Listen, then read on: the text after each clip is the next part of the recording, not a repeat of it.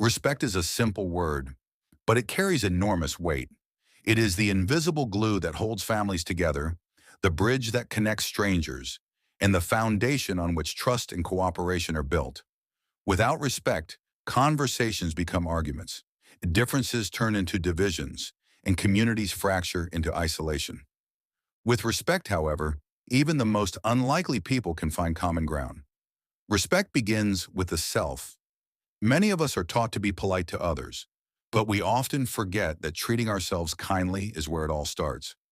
If you don't value your own worth, it's difficult to value the worth of someone else.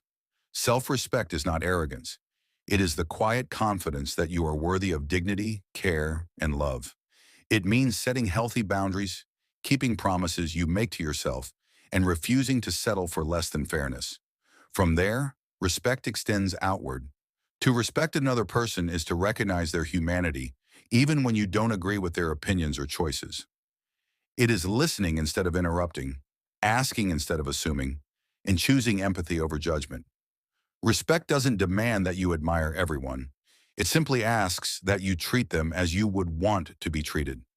In classrooms, this might look like students raising hands instead of shouting over one another. In workplaces, it might look like leaders crediting teams for their ideas instead of taking all the praise. Respect also shows up in small, ordinary gestures. Saying thank you when someone holds a door. Putting your phone down during a conversation. Keeping a promise even if no one would notice if you broke it. These tiny acts seem almost too simple, yet they are the daily bricks that build strong relationships.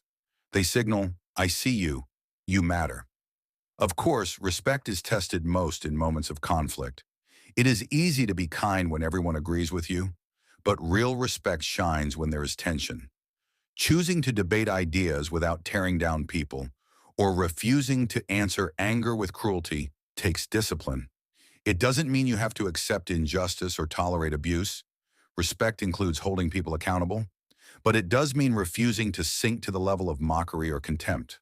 In today's world of quick judgments, online arguments, and constant noise, respect may feel old-fashioned, yet it is more urgent than ever.